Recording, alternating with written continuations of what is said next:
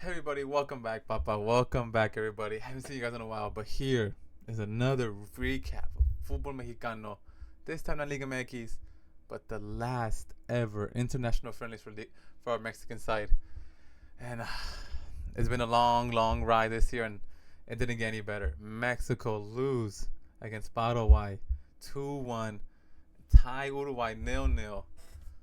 6 games without a win. 6 games with 2 goals in their name. Now 3 with Paraguay. Mexico looks very poor without an idea. And this is how we're going to start the fucking thing, Papa. First, we're going to start with the goalkeepers. I think it's clear as day who's the number one right now. The number one goalkeeper for Mexico right now is El Tala Rangel, bar none. And I'm going to say this right now. He is so far ahead because if you think about it, there's going to be no official international friendlies until March. Tala Rangel, if he keeps it up for December, for January, for February, and Chivas and him do relatively good, you see him starting for March, April, May. These 2 games were so important, and it showed you. El Tala Rangel is Aguirre's starter. And Malagon, man, Malagon did not play good again. Malagon's form has been dipping for about, I'll say, a month now. And now it's just the confidence he is lacking now. Paraguay's second goal comes from a rebound he commits. Yes, the defenders could have cleared it. He needs to get it out of there. Malagon's form is dipping. And I'll be honest with you. Guys. He's behind in the race.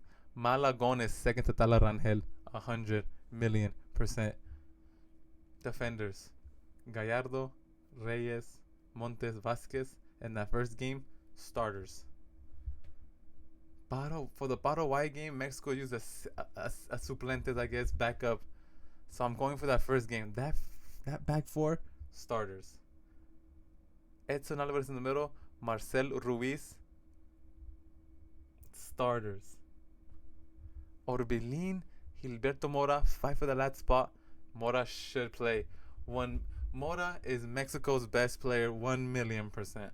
He is the difference maker. He is the person we all been begging for to create the chances. Now all he needs is the ball, and all he needs is a capable coach just letting him have the ball at the right time. And up top, Jimenez and the wingers who I think this battle for the winger spot is wide open as possible. As of right now, Alvarado is the starter for the right mid spot, even though his form with Chivas never reflects the form with Mexico. Same thing, Alexis Vega. Same thing with Marcel Ruiz. What happens to these players when they come to Mexico? Vega with Toluca is amazing every time. Marcel Ruiz with Toluca is amazing every single time. Jorge Sanchez with Cruz Azul has his mistakes here and there, but he's a solid starter for Cruz Azul. But with Selección, doesn't do the job. Alvarado with Chivas, arguably their best player for the past 2 years, but with Selección, he doesn't cut it. What is up with this, guys? Is it just their talent? Is other teams just better than them, or is it just because the national teams puts a different type of pressure on these players? I don't know. But that right there, to me, would be the base from these 2 games. That's what I grasp from these 2 games. That back line, that middle, and these attackers. To summarize these 2 games, man, I'm going to say this completely serious. Maybe, just maybe, we expect too much from this Mexican team. Just maybe we're being too harsh. Maybe just too unrealistic. A team that got eliminated in the group stages in the World Cup in 2022. And we expect them to play this amazing football? Why do we expect them to do good? I watch these games and I go, why am I expecting different from Javier Aguirre, a guy who coached Mallorca for 2 years to save from relegation, who took him to a final playing haram ball? What did I expect? And sometimes I look at our players and they're great players, but they're Liga MX. Are they ready to take that next step to go to Europe? And if they're not ready to take the next step to go to Europe, what makes you think they're ready to take the next step to play super good against the best national teams? Maybe us fans are too blind to the idea that This is the best we're gonna get.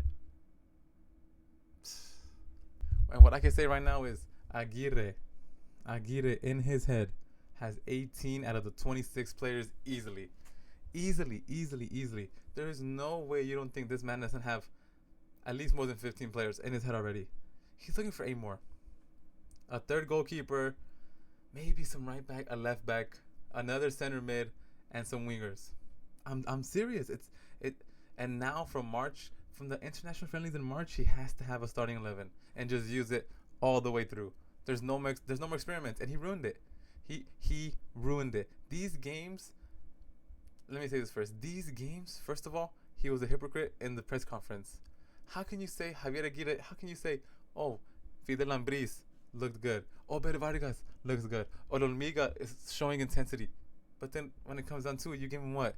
15 minutes? Olmiga came to Paraguay game, had to touch the ball 3 times. Can't blame him. He needs to see him more. But you can't see him anymore. Because now it's going to be March. And March, you're going to have to play Santi and Raul because those are your starting strikers. Obed Vargas, you gave him 30 minutes in the freaking Uruguay game. Fidel Ambriz, he didn't even play. I don't even know if he even played. The point is, these young guys, you're supposed to play them in these situations. Now it feels like this time is ruined. This time is ruined.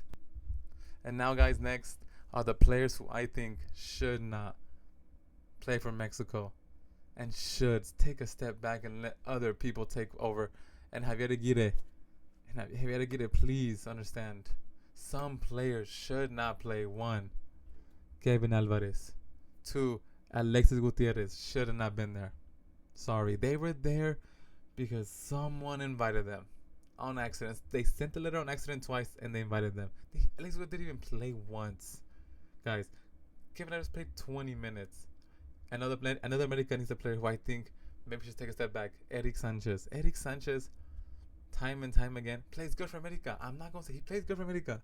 But in Selección Mexicana, he does not cut it. And he doesn't. If between Eric Sanchez or Marcelo Ruiz, I'm going to take Marcelo Ruiz. It is what it is. It is what it is. Players who I think will get the call-up or deserve a call-up for the next couple games. Genuinely. And there's 2 players on my mind. 1, Brian Gonzalez de Chivas.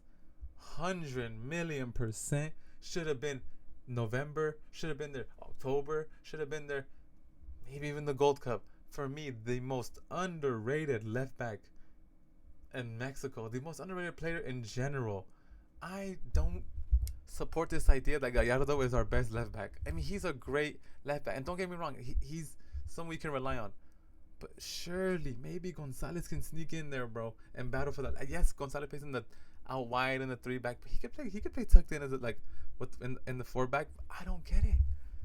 I do not get it. And the second player, Alvaro Fidalgo. Fidalgo, after seeing Eric Sanchez, after seeing Alexis Gutierrez getting their little BS chance, step him aside. Call Obed, call Elias. But you know what? Call Fidalgo too. Because then you're taking away Alexis Gutierrez's spot anyways for Elias. Eric Sanchez for Fidalgo. You're already going to have Marcel and Gilberto Mora. That's not a bad team. And I know people don't like naturalizados. I'm not here to defend naturalizados. I'm not. But give Hidalgo a chance. I'm telling you right now, give him a chance.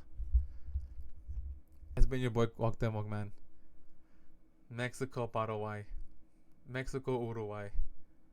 Mexico no puede ganar. It's crazy to say this over and over again, but Mexico in 6 games, not 7, 6 games, has not won a game. Keep moving forward. Never look back. Always stay up. Peace.